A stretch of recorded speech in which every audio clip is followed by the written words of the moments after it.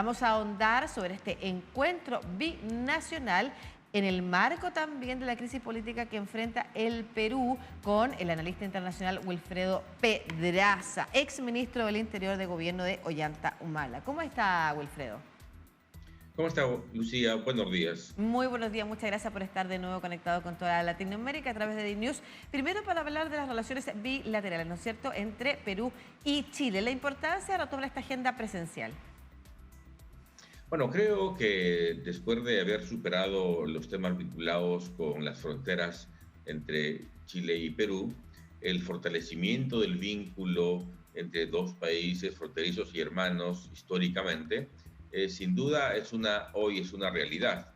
No es casual que haya un cuarto gabinete binacional hoy, desde la perspectiva peruana, en este esfuerzo de integración a través de los gabinetes binacionales, han pasado ya 3 presidentes, de manera tal que hoy se puede decir que en la política exterior es una continuidad el fortalecimiento de este tipo de acciones que tenemos además con otros países fronterizos, con Bolivia, con Ecuador, con Colombia, de manera tal que esta práctica de integrarlo nuestros países me parece bastante saludable.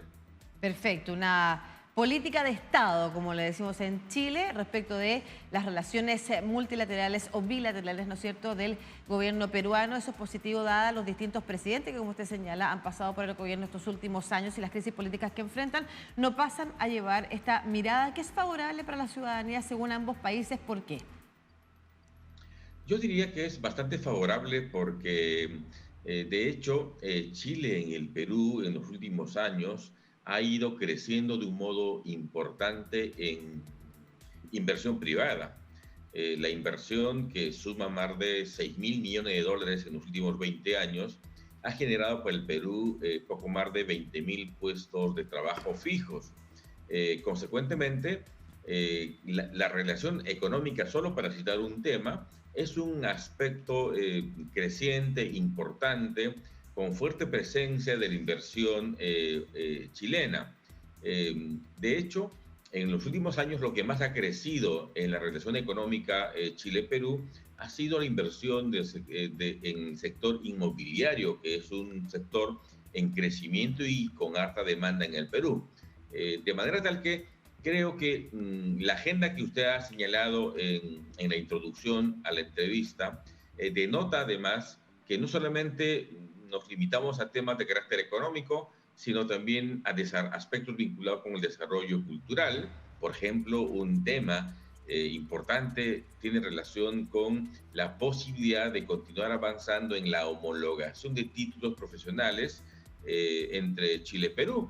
En esa dinámica, creo que el acercamiento académico resulta interesante. Y otro tema que, digamos, a mí me interesa preferentemente es tema de la seguridad. Claro, le iba a abordar eso, que es una materia hoy en Latinoamérica relevante, ¿no es cierto? Y en discusión permanente, producto de, entre otras cosas, el crecimiento de la violencia y la articulación de las bandas de crimen organizado que han cruzado fronteras en Latinoamérica, producto de los problemas que enfrentó, lo señalábamos con un experto hace poco ecuatoriano, la industria del narcotráfico en nuestros países y efectivamente la pobreza que ha significado para algunas sociedades también sus gobiernos, sus regímenes políticos, sus debilidades democráticas que terminan generando la migración abundante además y poco regulada, pero además acompañada de estos otros conflictos que se han generado en materia de seguridad en nuestros países. ¿De qué manera se puede abordar o qué es lo que en esa materia deberían abordarse en estas conversaciones? Me parece muy interesante que en la agenda esté siempre presente el tema de seguridad, porque yo recuerdo haber estado en Santiago con un grupo de ministros del año 2012 y tratamos con el presidente Piñeiro una agenda bilateral. No había todavía en ese momento gabinetes binacionales, pero la disposición de diálogo estaba siempre.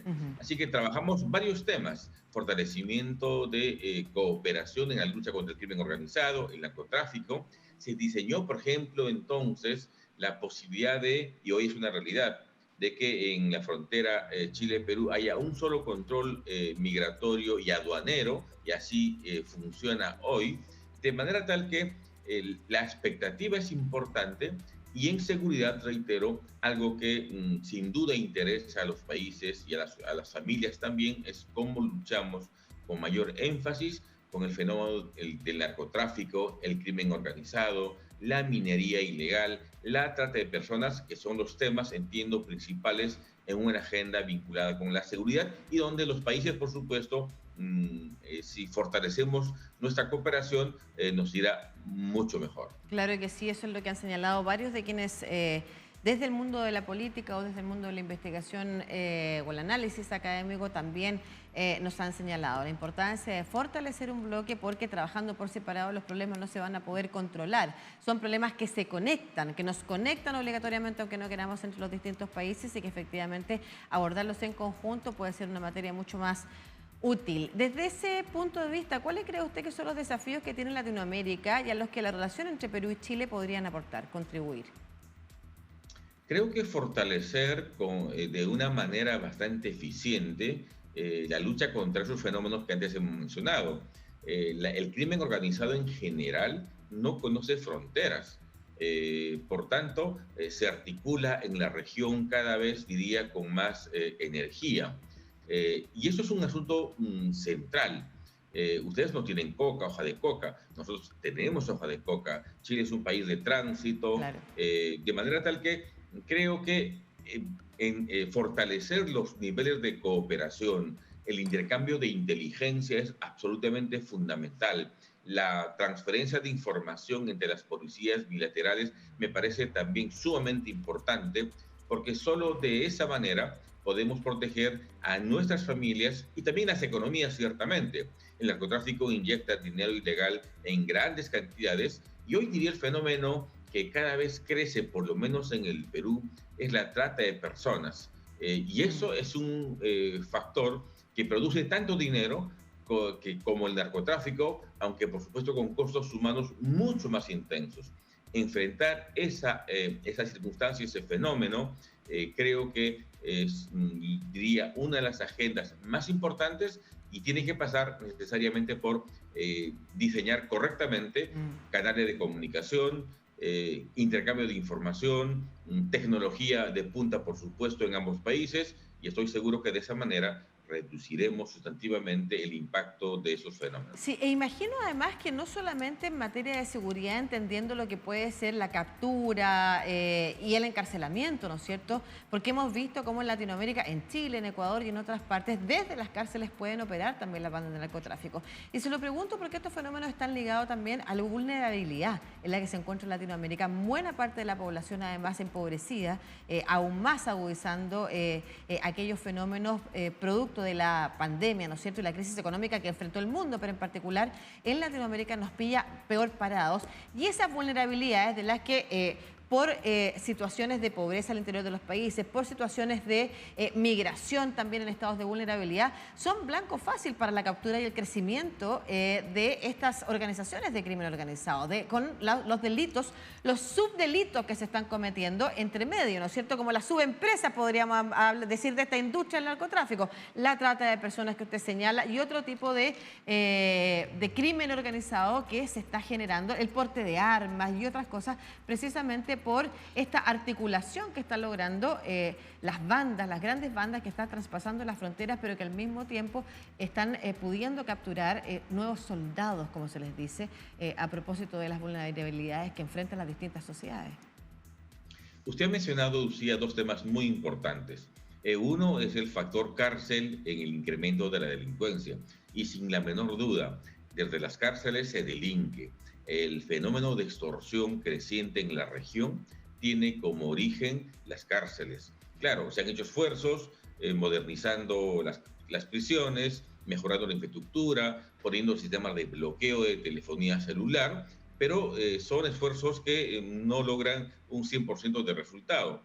De manera tal que las extorsiones de las cárceles es un factor trascendente, y eso se combate con bastante y con permanente presencia policial y de inteligencia en esos ámbitos. Y otro factor es ¿cuál es la incidencia de la pobreza en la delincuencia? En realidad la incidencia es bastante menor. La delincuencia crece ahí donde hay dinero. Parece una contradicción, pero el Banco Mundial, por ejemplo, ha señalado con bastante claridad que si bien en la última década América Latina ha crecido económicamente de un modo importante, a pesar de la crisis que hoy vivimos en los últimos años, hubo un crecimiento insustantivo. Mucha gente pobre ha transitado hoy en espacios de la clase media.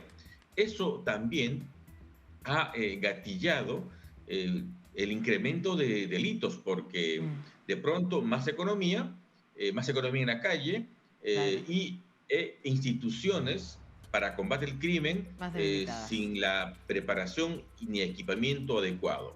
Entonces, el reto de los países de la región es cómo ir creciendo económicamente, cómo fortalecer nuestras instituciones para brindar al ciudadano un adecuado servicio en materia de seguridad. Yo diría que ese es un reto sustantivo. Muchas gracias, exministro del Interior del Perú, Wilfredo Pedraza. Solo para cerrar, exministro, ayer la presidenta del Poder Judicial de Perú, Elvia Barrios, ¿no es cierto?, le comunicábamos, le contábamos a la gente que había recibido una especie de portazo negativo de las instituciones al haber hecho este llamado tanto al líder del presidente del Congreso, ¿no es cierto?, del Poder Legislativo, José Williams, como al Ejecutivo, ¿no es cierto?, y al mandatario Pedro Castillo de reunirse para poder avanzar, salir adelante, de alguna manera señalar de qué manera conjunta, de qué forma conjunta es posible trabajar por sortear la crisis institucional grave que vive el Perú. No solamente es una crisis política, estamos hablando de una crisis en la que se envuelven las distintas instituciones.